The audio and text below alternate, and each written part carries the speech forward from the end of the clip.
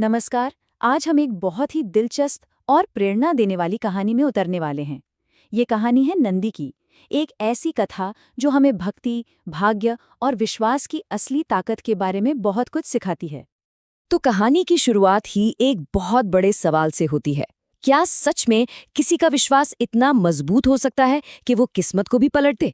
चलिए इस कहानी के जरिए इस सवाल का जवाब ढूंढते हैं। तो चलिए कहानी की शुरुआत करते हैं ऋषि शिलाद से, एक ऐसे तपस्वी जिनकी बस एक ही गहरी इच्छा थी। देखिए, शिलाद की इच्छा कोई मामूली नहीं थी। उन्हें कोई साधारण बेटा नहीं चाहिए था। उन्हें एक ऐसा बालक चाहिए था जिसका जीवन का हर एक पल, हर एक सांस सिर्फ और सिर्फ शिव को समर्पित हो। और इसके लिए उन्होंने सालों तक बहुत ही कठिन तपस्या की।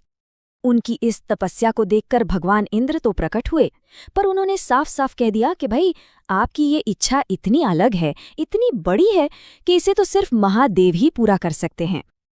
और फिर जो हुआ वो किसी चमत्कार से कम नहीं था। नंदी का जन्म देखिए किसी साधारण तरीके से नहीं हुआ था।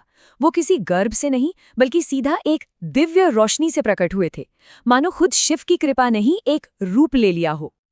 लेकिन कहानी में सब कुछ इतना अच्छा नहीं रहने वाला था। अब एक ऐसा मोड़ आता है जहां एक भयानक भविष्यवाणी सब कुछ बदल देती है। हुआ यूं कि एक दिन दो बहुत ही पहुंचे हुए दिव्य ऋषि, मित्र और वरुण शिलाद के आश्रम आए, और ये वो मुलाकात थी जिसने नंदी की पूरी जिंदगी की दिशा ही बदल दी। लेकिन अजीब बात ये हुई कि उस प्यारे से दिव्य बालक को देखकर वो खुश होने की बजाय एकदम चुप हो गए। उनके चेहरे पर एक उदासी छा गई, माहौल में एक अजीब सी चिंता फैल गई। और फिर उन्होंने वो बात कही जिसने शिलाद के पैरों तले जमीन खिसका दी। उन्होंने कहा, ये बालक दिव्य तो है, पर इसकी उम्र बहुत कम है। इसकी मृत्यु बहुत जल्द होने वाली है। अब जरा सोचिए, एक पिता पर क्या बीती होगी। शिलाद तो ये सुनते ही दुख से बेहोश हो गए। पर नंदी का जवाब देखिए। उन्होंने कहा, पिताजी, आप दुखी मत होइए। अगर मैं सच में शिव का ही अंश हूं तो वो मेरी रक्षा जरूर करेंगे। मतलब एक तरफ जहां पिता टूट गए, वहीं उस छोटे से बालक ने अपने विश्वास को अपनी सबसे बड़ी ताकत बना लिया। तो अब अपनी ही मौत की सच्चाई का सामना करते हुए नंदी ने जो किया वही उनकी पूरी कहानी को अमर बना देता है। वो डरे नहीं, उन्होंने हार नहीं मानी, बल्कि वो सीधे नदी किनारे गए और अपनी पूरी शक्ति, अपना पूरा ध्यान, अपना सब कुछ बस ओम नमः शिवाय के जाप में लगा दिया। एक संपूर्ण समर्पण। और यहीं कहानी का सबसे खूबसूरत हिस्सा आता है। ये दिखाता है कि सच्ची गहरी आस्था का फल कैसे मिलता है। और फिर स्वयं भगवान शिव उनके सामने प्रकट हुए, और उन्होंने जो कहा वो सिर्फ एक वरदान नहीं था।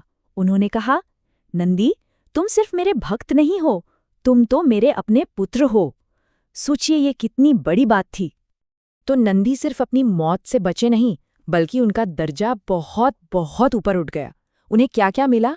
उन्हें मिली अमरता, एक दिव्य बैल का रूप, उन्हें गणों का सेनापति बनाया गया, और सबसे बड़ा सम्मान, शिव का वाहन होने का। और फिर शिव ने ये घोषणा की, कोई भी प्रार्थना मुझ तक पहुंचने से पहले नंदी से होकर गुजरेगी। बस इसी एक वाक्य ने नंदी को हमेशा के लिए स्थापित कर दिया। वो अब सिर्फ भक्त नहीं, बल्कि शिव और भक्तों के बीच की सबसे पहली और सबसे पवित्र कड़ी बन गए। चलिए अब इस प्राचीन कहानी को आज के समय से जोड़ते हैं, एक ऐसी परंपरा से जो आज भी लाखों मंदिरों में निभाई जाती है। ये शब्द है वाहन। इसका सीधा सा मतलब होता है सवारी या माउंट। तो नंदी का बैल रूप में शिव का वाहन बनना उनकी सेवा, उनकी शक्ति और उनकी अटूट भक्ति का सबसे बड़ा प्रतीक है। और यही कहानी आज भी हमारी पूजा का एक हिस्सा है। जब भी लोग मंदिर जाते हैं, शिवलिंग के सामने बैठे नंदी को ढूंढते हैं और फिर अपनी मनोकामना उनके कान में धीरे से कहते हैं।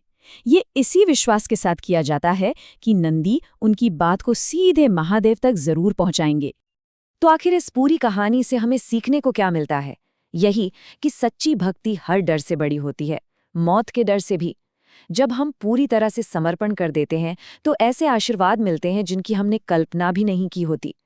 नंदी हमें सिखाते हैं कि वफादारी, शक्ति और मन की पवित्रता क्या होती है। और अंत में ये कहानी हमें एक सवाल के साथ छोड़ जाती है। उस दुनिया में भक्ति का क्या मतलब है, जहां हमारे सामने कोई ऐसी भविष्यवाणी नहीं है? शायद इसका मतलब यही है कि हम अपने विश्वास को सिर्फ माने नहीं, बल्कि उसे अपने हर काम में, अपनी जिंदगी में जिएं। तो ये थी नंदी की प्रेरणादायक कहानी। उम्मीद है आपको पसंद आई होगी। अगर हाँ, तो इस प्रस्तुति को लाइक ज़रूर करें, अपने दोस्तों के साथ शेयर करें और ऐसी ही और कहानियों के लिए हमारे चैनल को सब्सक्राइब करना बिल्कुल ना भूलें। बहुत बहुत धन्यवाद।